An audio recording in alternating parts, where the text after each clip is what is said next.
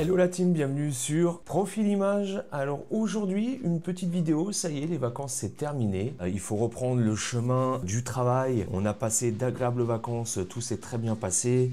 On a fait de magnifiques photos. Et vient le temps où on doit s'occuper de nos photos, déjà faire le tri. Et surtout, comme l'indique le titre de cette vidéo, ne pas avoir de problème lors du traitement, malgré peut-être une montée en ISO puissante. Vous allez voir que là où j'ai été moi à un moment donné, la montée en ISO elle a dû être obligatoire et forcément on obtient des photos parfois qui ne sont pas forcément celles qu'on voyait à l'écran de notre appareil. Pour ça il existe aujourd'hui de réelles solutions. Donc sans plus attendre la team, on va se rendre sur l'ordi et je vais vous montrer quelle est la méthode pour que lorsque vous avez des photos avec une grosse montée en ISO, vous puissiez dédramatiser la situation au niveau du bruit dans votre image. Donc pour l'exemple les amis, j'ai pris deux photos que j'ai pris à l'aquarium donc de La Rochelle. Vous allez voir, c'est vraiment un très bon exemple parce que la montée en ISO elle est puissante, je suis à 12008 avec une ouverture à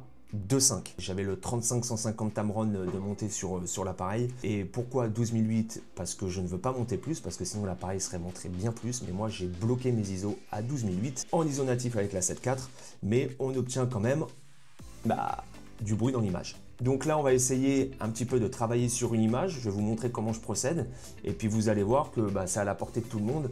Même pour vous, même si vous avez beaucoup de bruit sur vos photos, vous allez voir que ne la jetez pas. Si la photo vous plaît, ne la jetez pas. Parce qu'aujourd'hui, il est possible d'obtenir vraiment un cliché de qualité, même avec du bruit initialement dans votre image. Sans plus attendre, on y va, on va prendre cette photo là. Donc la photo d'une belle puissante méduse que j'aimerais pas croiser sur mon chemin parce que ça doit faire un petit peu bobo quand même.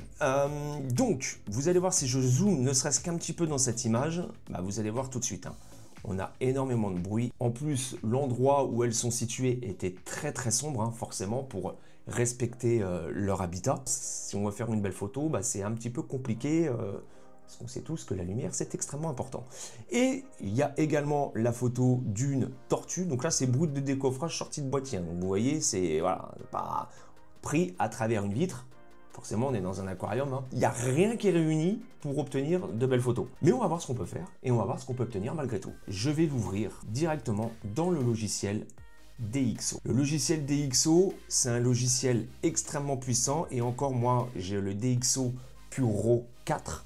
Ils ont sorti une dernière version, donc la 5 il me semble, qui est encore plus puissante et qui fait encore de meilleurs résultats. Mais à un moment donné, il y a des tests qui ont été faits notamment sur Internet où la différence entre le traitement de DxO4 et 5 n'est pas non plus...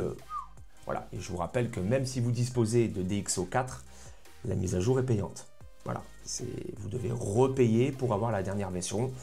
C'est le business, c'est un peu malheureux, mais c'est comme ça. Donc je reste à la 4 parce que pour l'instant, ça me va très bien. Une fois que je suis sur le logiciel DxO, je tombe là-dessus. Je fais traiter avec un aperçu.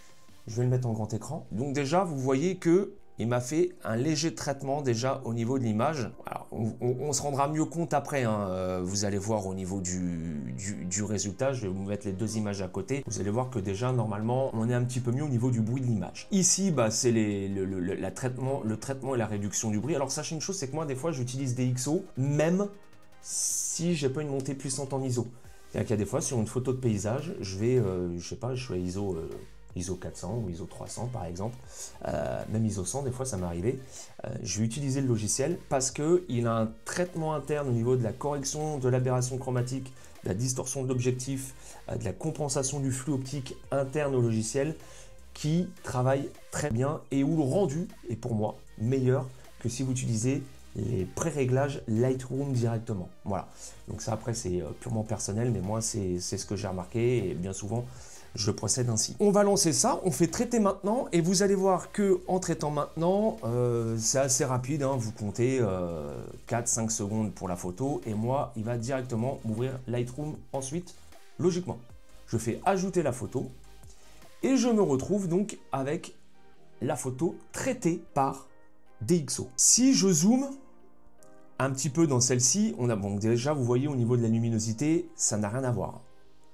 On peut clairement se rendre compte que là, il y a eu un traitement assez intéressant sur la photo, déjà rien qu'au niveau de la lumière. Et si je zoome, je vais zoomer un petit peu moins parce que là je suis vraiment zoomé à truc de ouf. Regardez, toute cette zone là, eh ben, j'ai plus de bruit ou très peu. Il faut vraiment que je zoome un max. Regardez. On voit plus. Si je zoome autant sur celle-là, vous allez voir, hein, c'est pas la même histoire. Hein. Regardez. Voilà, rien que ça, rien que là, on se rend compte ici du carnage. Regardez. Et là, on n'a plus rien. Le traitement de ce logiciel, les amis, il est vraiment extraordinaire. Si vous ne le connaissez pas, encore une fois, je vous dis, hein, vous avez des photos où vous dites ah, cette photo elle est morte, il y a trop de bruit, j'en ferai rien. Grave erreur, parce que vous pouvez vraiment obtenir des choses de qualité. Et vous allez voir que là-dessus, on va travailler un minimum la photo, on va la peaufiner un petit peu pour qu'elle ressorte encore de manière beaucoup plus intéressante et acceptable. Alors regardez, combien je suis zoomé, il n'y a plus rien, hein, les amis. Hein. C'est un truc de fou.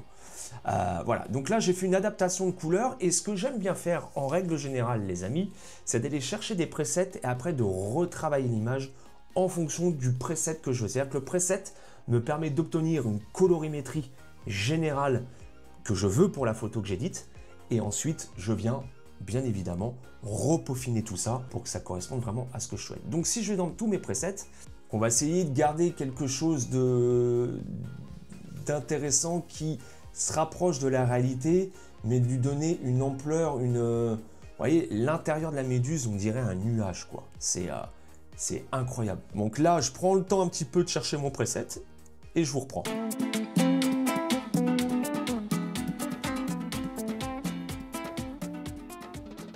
Voilà la team, le résultat final. Donc, bon, j'ai passé, allez, 6-7 minutes à travailler la photo.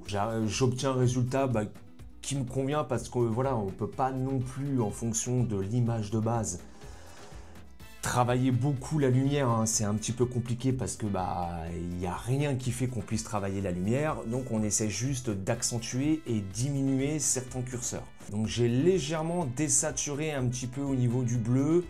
Je suis venu travailler un petit peu le milieu de la méduse et également un petit peu la tête. Je vous remonte la photo de base, avant traitement DxO et avant traitement LR, la team, d'accord?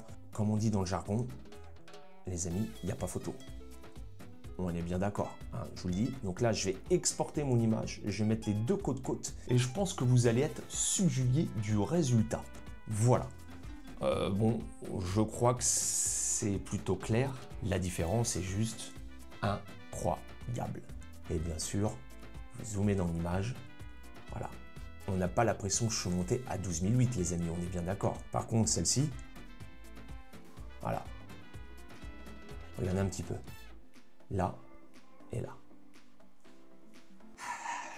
Voilà, c'est vraiment ce que je voulais vous montrer parce que bien souvent, quand on ne connaît pas, quand on débute dans la photo, on se dit ouais, ma photo, elle est dégueulasse, je pourrais strictement rien en faire, c'est une catastrophe.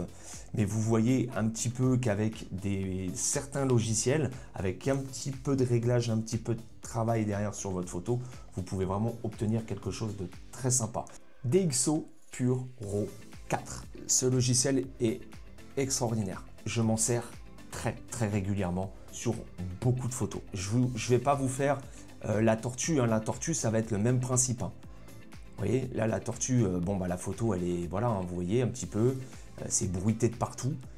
Voilà, même ici, hein, au niveau de la tête, et vous verrez après si vous checkez un petit peu mon Insta, si vous vous abonnez, que vous me suivez, cette photo, je vais la traiter également et vous allez voir le rendu final, il va juste être, comme dirait JMK, aberrant la team. Si vous avez des questions, n'hésitez pas. Merci d'avoir regardé cette vidéo. J'espère que ça va pouvoir vous apporter pas mal de connaissances. Et je vous dis à très vite sur la chaîne pour de nouvelles aventures. Portez-vous tous très bien. Bonne rentrée à tous et à très vite. Ciao, bye.